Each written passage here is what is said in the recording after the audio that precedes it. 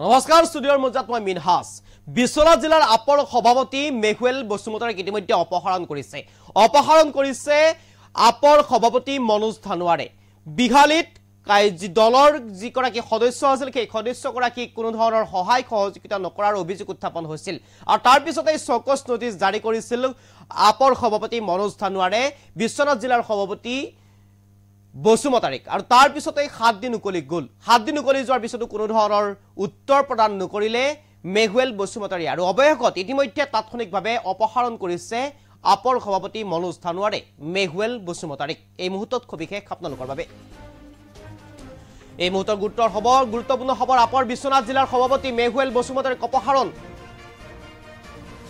দল বিৰোধী কাৰ্যকলাপত লিপ্ত থকাৰ অভিযোগত অপহৰণ কৰিছে মেহুৱেল বসুমতাৰীক বিহালীত দলীয় প্ৰাৰ্থীক সহযোগ কৰা নাছিল বসুমতাৰীয়ে ৰাজ্যিক সভাপতি মনোজ ধানোৱাৰে প্ৰেৰণ কৰিছিল চকচ নোটিছ 7 দিন পাৰ হৈ গল চকচ নোটিছৰ উত্তৰ দিয়া নাছিল বসুমতাৰীয়ে চকচ নোটিছৰ উত্তৰ নোপোৱাৰ বাবে তাৎক্ষণিকভাৱে অপহৰণ কৰিলে মেহুৱেল বসুমতাৰীক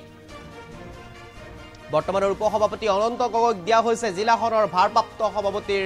দায়িত্ব আৰু অনন্ত গগৈ ইতিমধ্যে নিৰ্বাচনত অৱতীৰ্ণ হৈছিল বিহালীৰ পৰা এবাৰ উপনিৰ্বাচনত অৱতীৰ্ণ হৈছিল অনন্ত গগৈ আৰু অনন্ত গগৈ কোনো ধৰণৰ সহায় সহযোগিতা নকৰাৰ অভিযোগ উত্থাপন হৈছিল আৰু অভিযোগ উত্থাপন হোৱাৰ পিছতে এক প্ৰকাৰ চকচ নোটিছ জাৰি কৰিছিল আপৰ সভাপতি মনোজ ধানোৱাৰে আৰু মনোজ ধানোৱাৰে যে চকচ নোটিছ জাৰি কৰাৰ পিছতে এক প্ৰকাৰ 7টা দিন উকলি গল আৰু 7টা দিন উকলি যোৱাৰ পিছতো এইগৰাকী মেহুৱেল বসুমতাৰীয়ে কোনো ধৰণৰ উত্তৰ প্ৰদান কৰা নাছিল চকচ নোটিছৰ উত্তৰ কোনো ধৰণৰ প্ৰদান কৰা হোৱা নাছিল আৰু যাৰ বাবে 7টা দিন ৰখিছিল আৰু 7টা দিন ৰখাৰ পিছতো কোনো ধৰণৰ উত্তৰ নহাৰ বাবে ইতিমধ্যে অপহৰণ কৰিছে এইগৰাকী মেহুৱেল বসুমতাৰীক আৰু ইতিমধ্যে বিশ্বনাথ জিলাৰ সভাপতি আছিল মেহুৱেল বসুমতাৰী আৰু কোনো ধৰণৰ বিহালীৰ উপনিৰ্বাচনত কোনো ধৰণৰ